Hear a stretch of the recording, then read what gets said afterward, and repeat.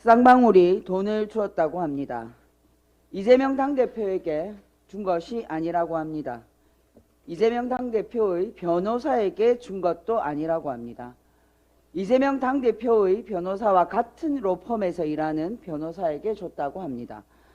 쌍방울 계열사가 M&A를 하기 위해서 이재명 당대표의 변호사와 같은 로펌에서 일하는 변호사의 계좌, 에스크로 계좌에 입금한 것이라고 합니다. 해당 변호사는 특수부 검사 출신 이남석 변호사입니다. 윤석열 정치검찰은 이 돈을 김성태 쌍방울 회장이 이재명 당대표를 대신해서 준 돈이었기를 간절하게 꿈꾸고 염원했겠죠. 그래서 변호사비 대납으로 이재명 당대표를 확 엮고 싶었나 봅니다. 정치검찰은 이재명을 향한 집요한 꿈과 염원을 포기하지 않는 이재명 스토커가 된 상태입니다. 용각사는 소리가 나지 않지만 방울은 소리가 잘 납니다. 쌍방울이 소리나게 한 일을 조작하는 것은 쉽지 않을 것이지만 이재명 스토커는 합리적으로 설명할 방법이 없어도 잘 우기는 특징을 가지고 있습니다. 김성태 쌍방울 회장과 이재명 당대표는 서로 모르는 사이이고 서로가 모르는 사이라고 말하고 있습니다. 쌍방울 내일을 사입은 것 외에 쌍방울을 전혀 알지도 못하는 이재명 당대표를 김성태 쌍방울 회장이 왜 도우려고 했는지 정치검찰은 그 이유를 뭐라고 말할까요? 그 신비롭고 말도 안 되는 이유도 억지로 만들고 이재명 당대표의 변호사에게 변호 비용을 수십억 주는 것이 말이 된다고 우길 것을 생각하면 기가 찹니다. 언론은 생업에 바쁜 국민들에게 객관적 사실과 합리적 해설을 전달해야 합니다. 그러나 대한민국 정치검찰은 창작과 조작이 포함된 내용을 집필하여 언론에 던지고 언론은 그 내용을 국민에게 보도합니다. 정치검찰과 언론이 피의사실 공표죄를 무력화하면서 여론재판을 시작합니다. 설사 본재판에서 무죄 판결이 나더라도 이미 대상자는 그 과정에서 엄청난 피해를 받는 반문명적 행태가 이어지고 있습니다. 문재인 정부 시절 검찰개혁에 대해 혹자는 이렇게 말했습니다. 국민들의 먹고 사는 문제가 아닌 검찰개혁에 몰두하는 모습은 선거에 불리하다. 역풍이 분다. 그러나 민주당이 우물쭈물하는 사이에 정치검찰은 검찰개혁을 막기 위해 총궐기하여 이제 정치권력 그 자체가 되었습니다. 정치검찰이 정치권력 그 자체가 되면 검찰 독재가 되고 검찰 조폭이 되는 것입니다. 검찰 독재는 국민들이 먹고 사는 것을 빼앗아서 자신들의 파트너인 재벌과 특권층에게 선물합니다. 민주당은 검찰개혁이 곧 먹고 사는 문제라는 것을 제대로 몰랐던 셈입니다. 이제 민주당은 과거 그 안일했던 시절로 돌아가지 않아야 합니다. 민주당은 돌아가지 않습니다. 이상입니다. 외교부가 MBC를 상대로 바이든 난리면을 가지고 소송을 제기했습니다. 얼마나 더 바이든 난리면을 가지고 대한민국 외교를 국제사회의 웃음거리로 만들어야 하는지 고개를 들 수 없을 정도로 부끄럽습니다. 미숙할 땐 교통법규를 잘 지키며 속도를 줄여 운전합니다. 대통령 처음 해보는 초보 운전이면 좌우 돌아보며 양보 운전부터 배워야 합니다. 언론 위협하고 야당 들이받는다고 만찬 많이 한다고 운전 실력이 나아집니까? 오히려 난폭운전, 보복운전, 음주운전으로 처벌받아야 합니다. 윤석열 대통령은 운전석 위치도 헷갈리는 것 같습니다. 정정보도 청구는 피해를 입은 당사자가 청구하는 것입니다. 외교부를 이용해 공권력을 함부로 남용하지 마시고 윤석열 대통령 본인이 직접 하시기 바랍니다.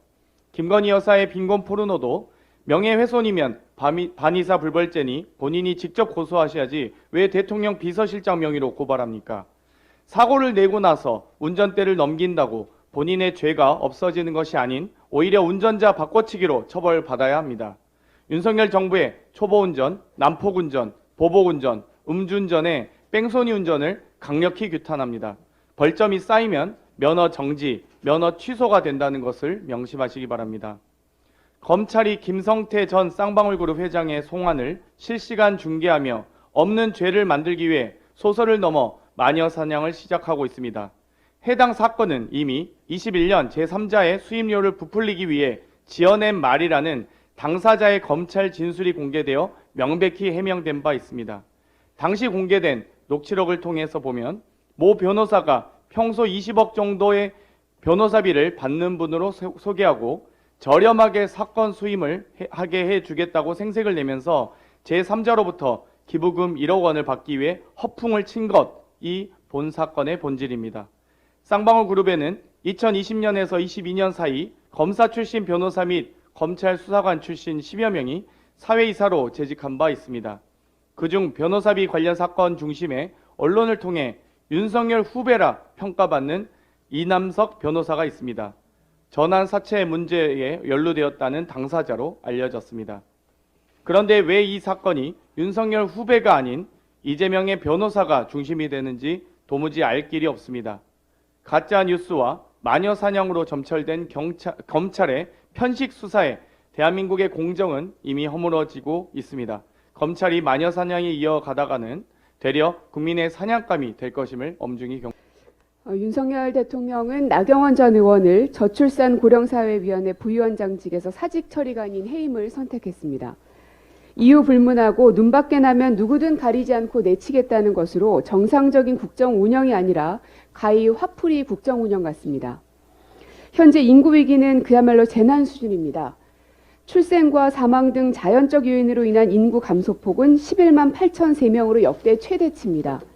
특히 출생자는 2016년 41만 2천 명에서 2022년 25만 4,600명으로 6년 사이 절반가량 줄어서 역대 최저치를 기록했습니다.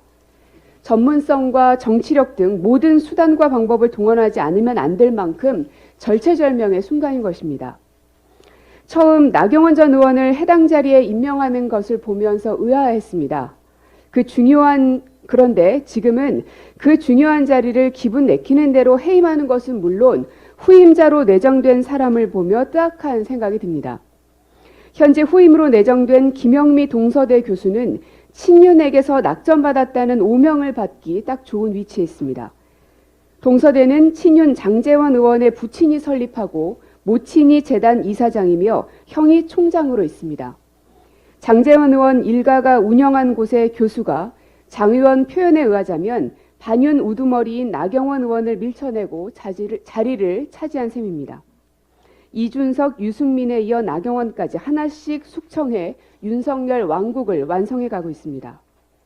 윤 대통령의 칼날은 자신의 앞길에 방해가 되면 전직 대통령이든 여야든 언론이든 예술작품이든 가리지 않는 것 같습니다.